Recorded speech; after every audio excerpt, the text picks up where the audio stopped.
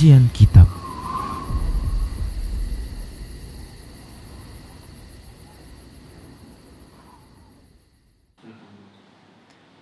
Bismillah, assalamualaikum warahmatullahi wabarakatuh. Innal hamdalillah nahmaduhu wa nasta'inuhu wa nastaghfiruh wa na'udzu billahi min syururi anfusina wa min sayyiati a'malina. May yahdihillahu fala mudhillalah wa may yudlilhu fala hadiyalah.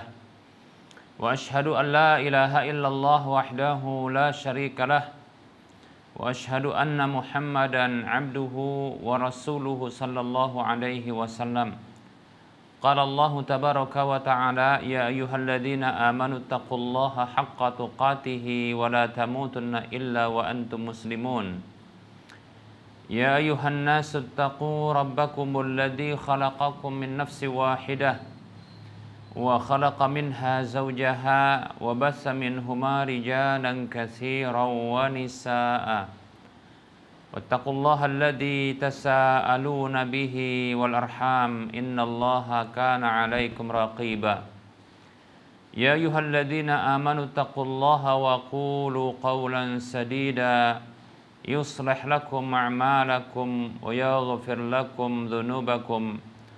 Wa may yuti'illaha wa rasulahu faqad faza fawzan 'azima. Amma ba'd, fa inna asdaqal hadisi kitabullah wa khairal huda huda Rasulillah sallallahu alaihi wasallam wa syarrul umuri muhdatsatuha wa kullu muhdatsatin bid'ah wa kullu bid'atin dhalalah wa kullu dhalalatin finnar. Alhamdulillah, segala puji hanya untuk Allah atas semua nikmat yang Allah berikan kepada kita. Salawat dan salam tak lupa kita ucapkan untuk Rasulullah sallallahu alaihi wasallam.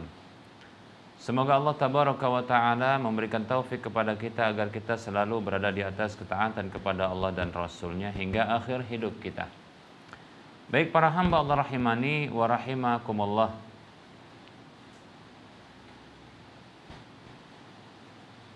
Di antara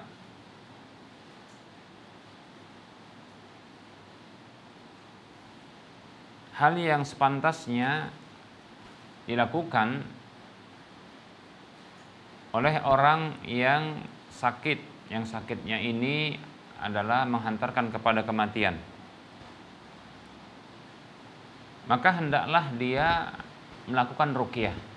Baik, terkait dengan ruqyah di sini ada dua masalah yang akan kita bahas. Yang pertama adalah meruqyah, baik itu untuk diri sendiri maupun orang lain. Kemudian yang kedua adalah minta ruqyah. Ini dua hal yang dibedakan pembahasannya. Baik para hamba Allah rahimani wa rahimakumullah, meruqyah diri sendiri dan meruqyah orang lain ini merupakan bentuk berbuat baik kepada saudara, dan itu merupakan menolong saudara. Meruqyah diri berarti adalah dia menolong dirinya sendiri, bentuk berobat yang sudah kita sebutkan pada pertemuan sebelumnya tentang hadis Nabi Shallallahu Alaihi Wasallam yang beliau bersabda, Innallaha lam yunazzil da'an illa anzalalahu shifaan fatadawaw. Hadis ini dikeluarkan Imam Al-Hakim. Sesungguhnya Allah tidaklah menurunkan satu penyakit kecuali Allah turunkan kesembuhan baginya, maka berobatlah. Baik. Nah, perlu diketahui bahwasanya ruqyah itu merupakan doa, yaitu doa minta kesembuhan. Kalau dia meruqyah diri sendiri, maka dia minta doa kesembuhan dari Allah Subhanahu wa taala untuk dirinya sendiri. Kalau dia meruqyah untuk orang lain, maka dia minta kesembuhan dari Allah untuk orang lain. Baik para hamba Allah rahimani wa rahimakumullah. Rahimani wa rahimakumullah. Maka ini merupakan perkara yang disyariatkan tentunya, ya.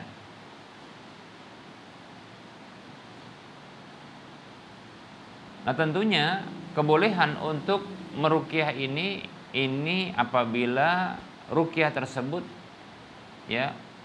tidak mengandung kesyirikan. Syaratnya adalah tidak mengandung kesyirikan.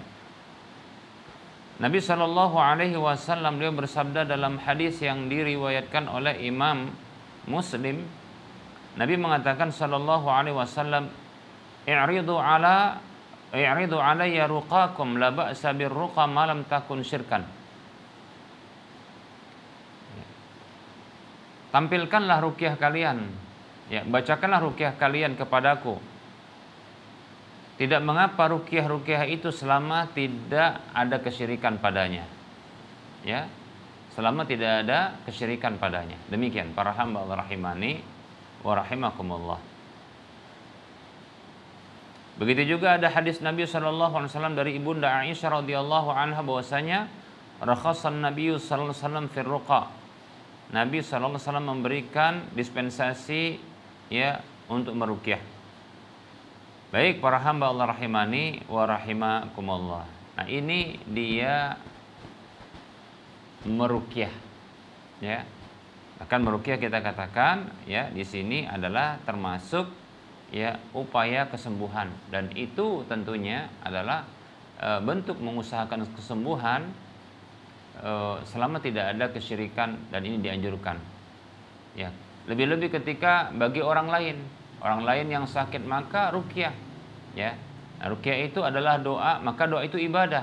Ad-du'a huwal ibadah, kata Nabi sallallahu alaihi wasallam dalam riwayat Ahmad, ya. Doa itu adalah ibadah, sementara ruqyah itu adalah doa. Baik para hamba Allah rahimani wa rahimakumullah, doa minta kesembuhan kepada Allah Subhanahu wa taala, maka itu, ya, dianjurkan. Baik, ini hukum meruqyah, baik itu meruqyah diri ataupun meruqyah orang lain. Ya. Nah, memang meruqyah diri ini merupakan bentuk meruqyah mandiri, dan ini yang dianjurkan. Ya, ini yang dianjurkan. Baik para hamba Allah rahimani wa rahimakumullah. Berikutnya, ya, adalah istirqa, yaitu talab ruqyah, minta ruqyah dari orang lain. Baik para hamba Allah rahimani wa rahimakumullah. Nah, di sini ada terjadi perbedaan pendapat di kalangan para ulama. Pendapat yang pertama, para hamba Allah rahimani wa rahimakumullah. Nah, ini pendapat yang mengatakan bahwasanya, ya, minta ruqyah ini merupakan, ya, cacat pada tawakal kepada Allah Subhanahu wa taala. Minta ruqyah seperti ini, ya, ini merupakan cacat, ya, pada tawakal kepada Allah Subhanahu wa taala.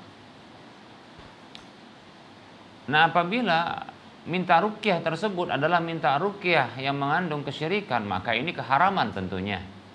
Ya, ini keharaman. Haram. Karena ruqyah memang ada yang syirik dan ada yang syar'i.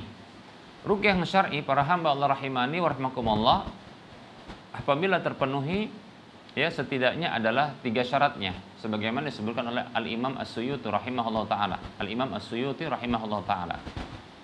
Yang pertama adalah meruqyah, ya, dengan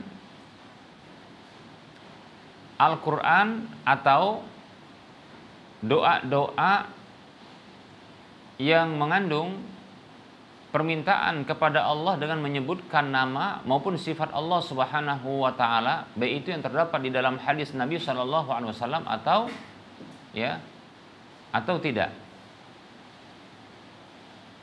Nah, ini yang pertama syaratnya. Kita ulangi, syarat yang pertama untuk kebolehan ruqyah dan ini menjadi syar'i adalah meruqyah dengan membaca Al-Qur'an atau dengan berdoa minta kepada Allah dengan menyebutkan nama maupun sifat Allah Subhanahu wa taala. Baik itu, ya, doa-doa yang terdapat dalam hadis Nabi sallallahu alaihi wasallam ataupun tidak. Nah, ini syarat yang pertama. Kemudian yang kedua adalah syaratnya dengan menggunakan bahasa yang jelas, yang bisa dipahami, bukan bergumam. Ya, bukan bergumam. Kemudian yang ketiga adalah meyakini bahwasanya kesembuhan, ya, itu datangnya dari Allah atas takdir Allah Subhanahu wa taala. Baik para hamba Allah rahimani wa rahimakumullah. Nah, ini syarat, ya, syarat ruqyah itu menjadi syar'i. Nah, apabila tidak terpenuhi syarat-syarat ini, maka ruqyah tersebut bisa menjadi syirik atau setidaknya jatuh kepada kebid'ahan. Baik para hamba Allah rahimani wa rahimakumullah. Nah, ini ruqyah, ya. Ini kebolehan ruqyah. Nah, ketika minta ruqyah, maka ini dirinci. Apabila meminta ruqyah dengan ruqyah yang syar'i, maka di sini, ya, para ulama berbeda pendapat. Pendapat yang pertama adalah pendapat yang mengatakan bahwasanya, ya, itu merupakan cacat pada tawakal, ya, terhadap Allah Subhanahu wa taala. Kemudian yang kedua, pendapat yang mengatakan tidak mengapa, ya. Walaupun meminta ruqyah syar'i, ada pendapat yang mengatakan itu cacat pada tawakalnya kepada Allah. Pendapat yang kedua, ya, pendapat yang mengatakan bahwasanya itu tidak mengapa. Demikian.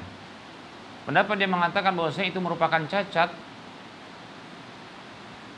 ya, cacat pada tawakalnya kepada Allah Subhanahu wa taala, atau cacat pada kesempurnaan tawakalnya kepada Allah. Ini adalah pendapat jumhur ulama Hambali. Dan ini yang dikuatkan oleh, ya, Imam An-Nawawi, Syekhul Islam Ibnu Taimiyah rahimahullah taala, dan Qadhi Iyad dari ulama mazhab Maliki. Ya, adapun, ya, ulama yang mengatakan tidak mengapa minta ruqyah asalkan ruqyah tersebut adalah ruqyah yang syar'i, maka ini adalah pendapat kebanyakan dari ulama mazhab Maliki dan yang dikuatkan oleh Imam Qurtubi dan Ibnu Jarir At-Tabari rahimahullah taala. Baik para hamba Allah rahimani wa rahimakumullah.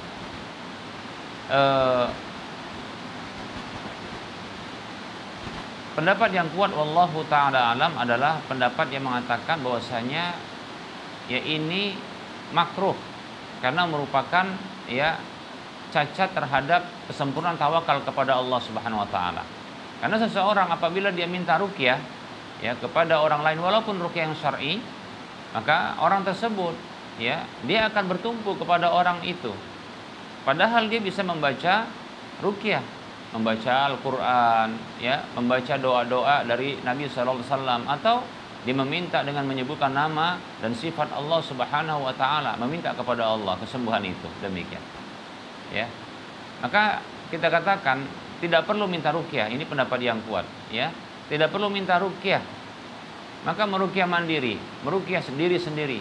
Bacakan Al-Qur'an, bacakan Al-Fatihah, ya, pada diri kita sendiri. Demikian. Bacakan surah Al-Baqarah, bacakan surah-surah yang lain, demikian, ya. Baik itu dengan melihat Al-Qur'an ataupun dengan hafalannya. Baik para hamba Allah rahimani wa rahimakumullah. Nah, ini hukum minta ruqyah dengan ruqyah yang syar'i. Adapun minta ruqyah yang tidak syar'i, minta ruqyah dengan ruqyah yang tidak syar'i, maka di sini tentunya terlarang, haram, demikian, ya. Maka hukumnya sama seperti, ya, ruqyah yang tidak syar'i, ya. Meminta ruqyah yang tidak syar'i, maka ini bisa jatuh kepada, ya, kalau tidak kesyirikan bisa jadi adalah kebid'ahan. Baik para hamba Allah rahimani wa rahimakumullah.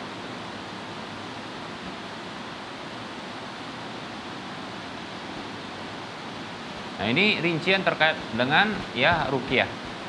Maka para hamba Allah rahimani wa rahimakumullah, ya, kita ruqyah. Ruqyah diri kita sendiri. Kalau kita sakit, maka ruqyah diri kita sendiri. Bacakan, ya, Al-Fatihah. Bahkan Al-Fatihah itu para hamba Allah berdasarkan hadis yang diriwayatkan oleh Imam Al-Bukhari, ya, dari Abu Sa'id Al-Khudri radhiyallahu an, bahwasanya, ya, Al-Fatihah itu adalah surah ruqyah, ya, surah ruqyah. Nabi SAW sendiri yang mengatakan itu ruqyah, ya. Yaitu kisahnya adalah ketika Abu Sa'id Al-Khudri radhiyallahu anhu bersama dengan para sahabat yang lainnya radhiyallahu anhum ajma'in itu dalam kondisi bersafar. Lalu mereka minta kepada satu kaum agar mereka dijamu. Namun kaum tersebut, ya, kabilah atau kaum tersebut itu tidak mau menjamunya, ya, sehingga mereka ini pun terpaksa bermalam di luar wilayah penduduk tersebut. ternyata Allah takdirkan pemimpin dari kaum tersebut tersengat binatang berbisa. Tersengat binatang berbisa, ya. Lalu mereka, ya, penduduk kaum tersebut itu berusaha untuk menyembuhkan, mengusahakan kesembuhan, ya, pemimpin mereka. Namun tak kunjung sembuh. Lalu mereka pun teringat dengan orang yang mereka tolak untuk, ya, dijamu. Akhirnya mereka, ya, mendatangi para sahabat ini, ya, lalu minta agar atau bertanya kepada mereka siapakah di antara mereka yang bisa meruqyah. Maka Abu Sa'id Al-Khudri radhiyallahu anhu mengatakan, ya, dirinya bisa meruqyah, demikian. Lalu Abu Sa'id Al-Khudri radhiyallahu anhu membacakan, ya, Al-Fatihah, dan sebelum itu, ya, beliau radhiyallahu anhu mempersyaratkan untuk diberikan, ya, pembayaran, ya, berupa beberapa ekor kambing. Lalu kaum tersebut, orang-orang tersebut dari kaum itu menyepakatinya.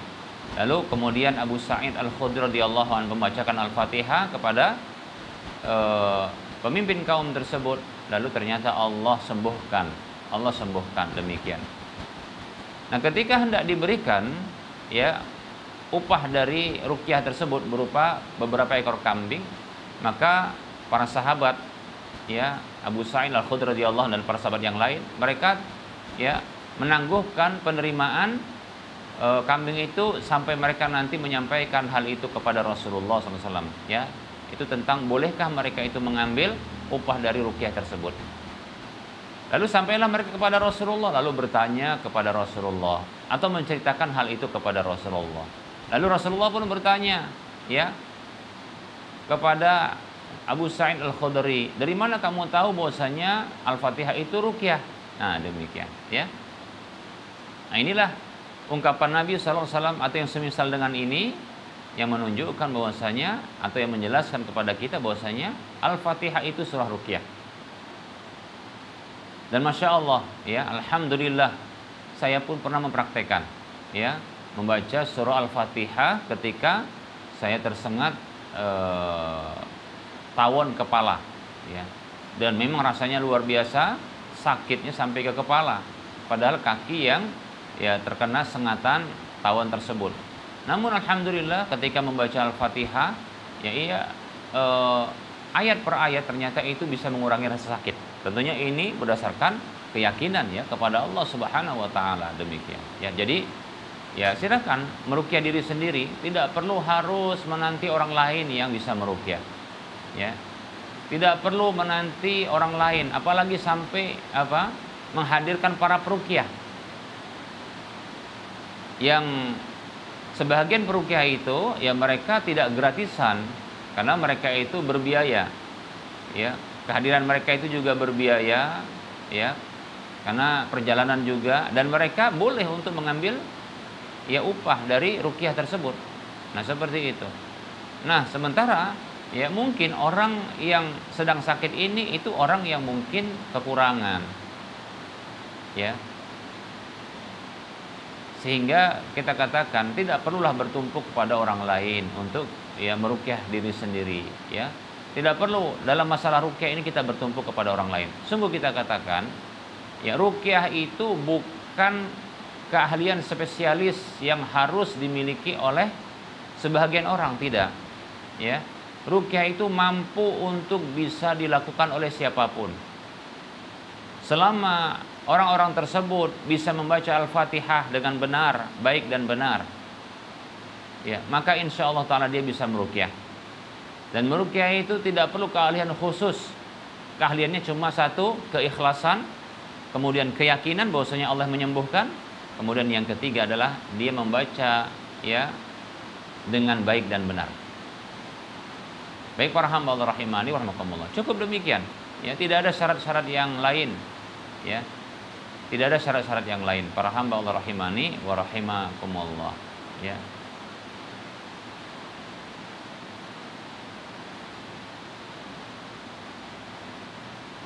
Coba bayangkan kalau seandainya kita harus menghadirkan peruqyah, sementara, ya, sakit kita itu berterusan dan kita harus meruqyah, ya, di waktu pagi katakan ya. Meruqyah itu karena dia doa, silakan dia berdoa bisa di waktu pagi, di waktu sore, di waktu siang, di waktu malam.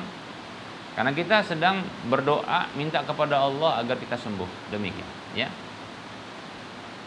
Maka minta kepada Allah kapanpun ya, tanpa harus menanti orang lain. Demikian pula dalam kasus gangguan jin, gangguan setan jin. Maka tidak mengapa kita meruqyah diri sendiri. Demikian. Kalaupun tak bisa para hamba Allah rahimani wa rahimakumullah ya, maka bisa kita memperdengarkan murattal Al-Qur'an dengan niat meruqyah. Ya. Seperti contohnya kalau meruqyah rumah. Ya, silakan meruqyah rumah dengan memperdengarkan surah Al-Baqarah. Lewat ya aplikasi atau Al-Quran Android, atau kita katakan ya lewat rekaman ya MP3 dan seterusnya. Nabi SAW bersabda, la taj'alu buyutakum maqabira fa inna syaitana yanfiru minal baitil ladzi yuqra'u fihi suratul Baqarah. Hadis riwayat Muslim. Janganlah kalian jadikan rumah-rumah kalian seperti kuburan, karena sesungguhnya setan itu lari dari rumah yang dibacakan di dalamnya surah Al-Baqarah. Lihat, disebutkan di sini dibacakan di dalamnya surah Al-Baqarah. Jadi kalau diputarkan murattal Al-Qur'an lewat MP3 atau alat yang lainnya, maka ini namanya dibacakan. Dan itu sudah terpenuhi. Sudah terpenuhi, tinggal kita meniatkan untuk memang meruqyah, demikian. Nah, seperti itu. Ya. Untuk diri sendiri juga demikian. Tidak masalah, ya silahkan ya. Kita putar murattal lalu kita perdengarkan untuk diri kita sendiri. Ya. Dengan niat untuk apa? Dengan niat untuk ya ruqyah, minta kesembuhan dari Allah Subhanahu wa taala. Apa kata Allah Subhanahu wa taala dalam surah Al-Isra ayat 82? Allah katakan, a'udzubillahi minasyaitonir rajim. Wa nunazzilu minal qur'ani ma huwa syifaa'u wa rahmatul lil mu'minin wa la yazidul zalimina illa khasara. Dan senantiasa kami turunkan dari Al-Qur'an itu apa saja yang dia merupakan kesembuhan dan sebagai rahmat bagi orang-orang beriman. Dan tidaklah Al-Qur'an itu menambahkan kepada kaum yang zalim kecuali kerugian, demikian. Ya, jadi silakan ya. Jadi nggak perlu kita bertumpu kepada orang lain, tawakalnya sama orang lain, harus orang lain datang yang membacakan, tidak perlu. Ya. Dan tidak perlu juga keluarga itu minta kepada orang lain untuk meruqyah. Maka cukup ya. Kalau kita dapati keluarga kita sakit, anak kita sakit, pasangan hidup kita sakit, orang tua kita sakit dan seterusnya, maka kita yang meruqyah.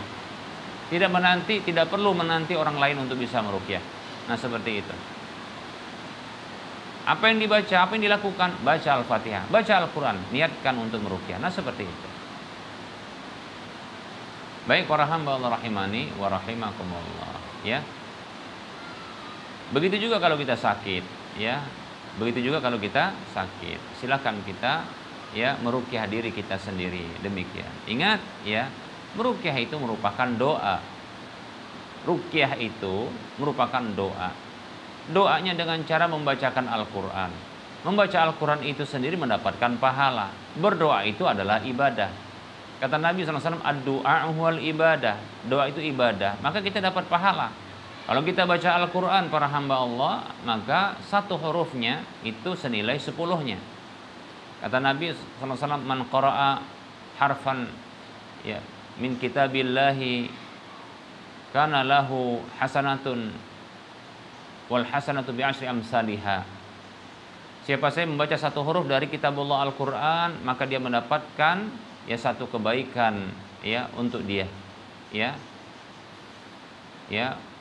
Dia mendapatkan satu kebaikan dengan satu huruf tersebut, dan satu kebaikan itu senilai dengan 10-nya. Senilai dengan 10-nya.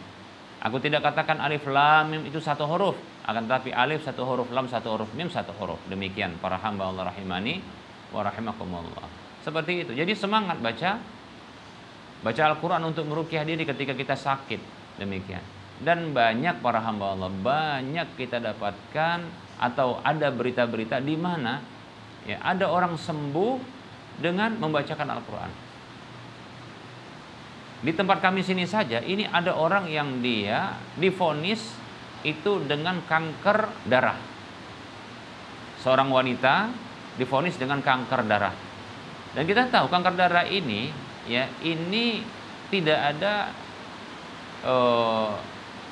belum ada obatnya, setahu saya. Tapi entah, kalau saya mungkin barangkali tidak update ilmu dalam masalah ini. Oke lah, kita katakan ini penyakit berbahaya dan sulit, ya, orang-orang itu tertolong. Masya Allah kita katakan. Ternyata, ya,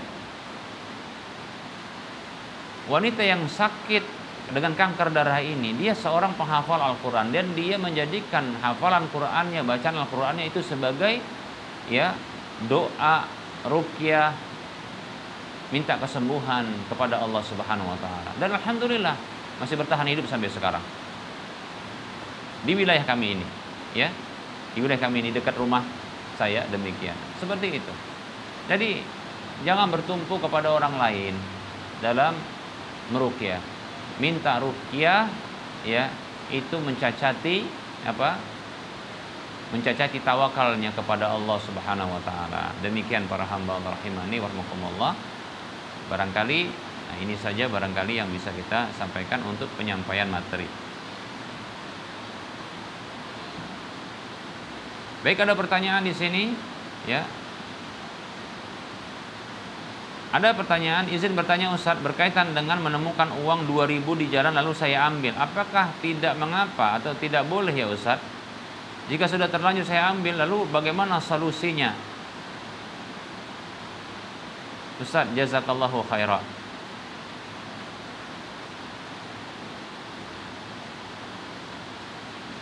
Bismillah, assalamualaikum warahmatullahi wabarakatuh. Perlu diketahui, dibedakan antara, ya, barang temuan tersebut itu bernilai dengan tidak bernilai, remeh atau berharga. Nah, seperti itu.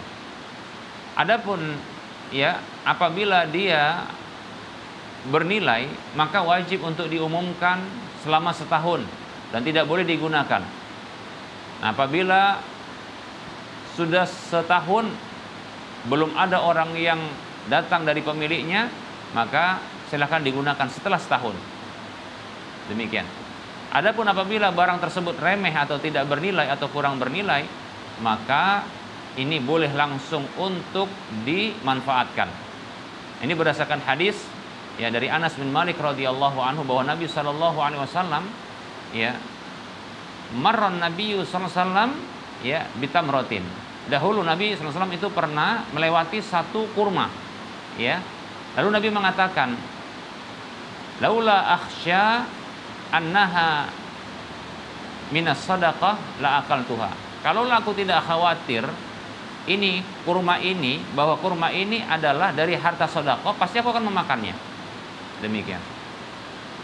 Hadisnya sahih, ya. Nah, di sini maka bisa kita pahami Rasulullah yang menghalangi Rasulullah untuk tidak mengambil dan memakannya itu karena, ya, dikhawatirkan itu adalah sedekah. Karena memang Rasulullah tidak boleh makan harta sedekah. Demikian. Dan barang tersebut adalah barang yang remeh.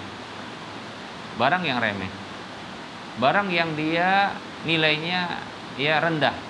Demikian. Bahkan mungkin pemiliknya sudah merelakannya. Dan perlu diketahui apa standar barang remeh itu atau barang yang tidak bernilai, yaitu apabila pemiliknya kehilangan, maka dia sudah merelakannya dan tidak perlu mencari. Tidak perlu mencari. Dan ini dikembalikan kepada, ya, orang tersebut. Maka, ya, dalam kasus kehilangan uang 2000 rupiah, apakah ketika kita kehilangan 2000 rupiah itu, apakah kita mencari? Apa kita mencari? Kalau kita mencari, berarti itu mahal bagi kita atau itu berharga bagi kita. Tapi kalau kita tidak mencari, bahkan kita merelakannya, nah, maka ini remeh. Dan kerelaan seperti inilah yang menjadikan, ya, bahwasanya barang itu jadi halal bagi orang yang menemukannya. Seperti itu, paham ya? Ingat, memang kesannya menemukan barang yang remeh ini disebut dengan luqatah, menemukan luqatah ini, yang remeh ini, itu kesannya seperti mengambil barang orang lain. Padahal para hamba Allah, sesungguhnya orang yang ketika dia mendapati dirinya itu kehilangan barang tersebut, ya, dan dia mengetahuinya, maka dia merelakannya. Inilah yang menjadikan barang itu halal, karena remeh. Sehingga ketika barang itu dia mahal, tidak boleh untuk langsung dimanfaatkan, ya, kecuali ya setelah diumumkan selama setahun.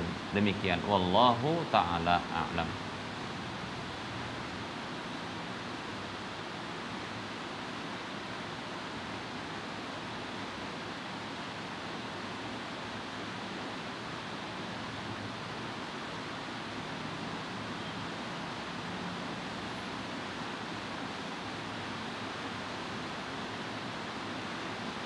Ada pertanyaan, Assalamualaikum warahmatullahi wabarakatuh. Izin bertanya, bagaimana melatih diri untuk ikhlas ridho menerima semua takdir dari Allah, termasuk menjadi single factor, ya, merasa berjuang sendiri untuk anak-anak, walaupun ada nafkah dari ayahnya, tapi sebatas menggugurkan kewajiban saja. Saya tidak berani menuntut lebih sesuai kemampuannya. Bismillah, waalaikumsalam warahmatullahi wabarakatuh. Ketahui bahwasanya tidak ada satupun ujian yang diberikan oleh Allah Subhanahu wa taala kepada seorang hamba melainkan ujian tersebut mampu untuk dilaluinya. Allah Subhanahu wa taala tidaklah zalim dengan memberikan ujian itu melampaui batas kemampuan hambanya. Karena Allah Subhanahu wa taala sendiri yang berfirman di dalam surah Al-Baqarah ayat 286, Allah katakan, a'udzubillahi minasyaitonirrajim, la yukallifullahu nafsan illa wus'aha. Allah tidak memberikan beban kepada satu jiwa kecuali sesuai dengan kemampuannya. Demikian. Dan ketahui pada ujian-ujian tersebut, lebih-lebih ujian yang itu berat, ujian yang itu merupakan keburukan, ujian yang merupakan kesempitan, kesusahan, ketahuilah sesungguhnya padanya terdapat penghapusan dosa, peninggian derajat. Kata Nabi SAW dalam hadis riwayat Muslim, beliau mengatakan sallallahu alaihi wasallam, ma yusibul mu'mina min syaukatin fama fawqaha illa rafa'ahu Allahu biha darajatan aw hatta anhu biha khati'atan. Tidaklah ada musibah yang menimpa seorang mukmin, baik itu duri yang menusuknya atau yang lebih dahsyat, lebih tinggi ketimbang itu, melainkan dengannya Allah mengangkat derajatnya atau dengannya Allah menghapuskan dosanya. Lihat, dengan musibah yang ringan sekalipun seperti tertusuk duri, apalagi lebih daripada itu, ya, ternyata ini bisa meninggikan derajat dan menghapuskan dosa. Dan ketahui sesungguhnya, ya, Allah ketika memberikan ujian kepada seorang hamba itu bukti Allah cinta kepadanya. Kenapa?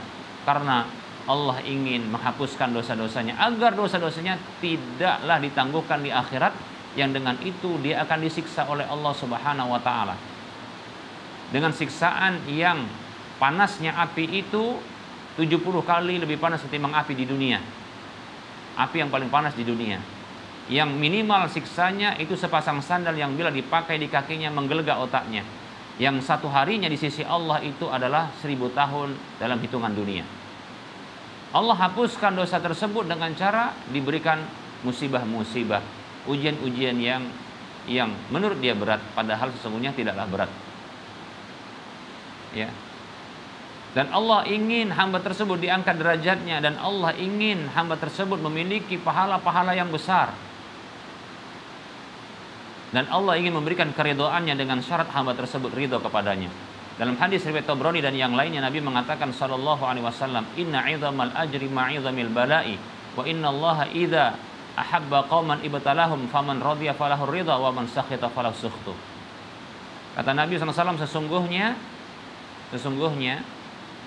besarnya pahala itu seiring dengan besarnya bala musibah yang menimpa, dan sesungguhnya Allah apabila mencintai satu kaum maka Allah mengujinya, memberikan ujian kepadanya. Maka siapa saja yang ridho, dia mendapatkan keridhaan Allah. Siapa saja yang murka, maka dia mendapatkan kemurkaan Allah. Demikian. Maka bersabarlah, maka ridholah, maka bersyukurlah kepada Allah Subhanahu wa taala. Sesungguhnya Masih banyak nikmat-nikmat yang Allah berikan kepada kita, ya. Maka terus ya berjuang dalam hidup ini. Semoga Allah memberikan kesabaran, keridhaan dan kesyukuran kepada kita. Amin ya rabbal alamin. Baik, ini saja barangkali yang bisa kita sampaikan karena sudah masuk waktu sholat zuhur untuk Medan dan sekitarnya. Sebelum kita mengakhiri perjumpaan seperti biasa, kita berikan motivasi untuk berdonasi membangun Masjid Al-Muwahhidin. Bagi siapapun yang ingin mendapatkan pahala satu rumah di surga, karena ini terkait dengan pembangunan masjid, dan siapa saja ingin mendapatkan minimal pahalanya 700 kali lipat dari apa yang dia infakkan, dan siapa saja yang menginginkan mendapatkan ya pahala yang mengalir, karena saat ini Masjid Al-Muwahhidin itu sudah digunakan untuk salat 5 waktu dan kajian-kajian. Maka silakan transfer ke nomor rekening Bank Syariah Indonesia di nomor 71274855555 atas nama Yayasan Lajnah Dakwah Medan Kode Bank 451. Semoga Anda termotivasi dan semoga bermanfaat. Mohon maaf atas segala kekurangan. Kita ketemu lagi di lain kesempatan. Wassallallahu ala Muhammad wa ala alihi wa ashabihi ajma'in. Subhanakallahumma wa bihamdika asyhadu an la ilaha illa anta astaghfiruka wa atubu ilaika walhamdulillahi rabbil alamin. Wassalamualaikum warahmatullahi wabarakatuh.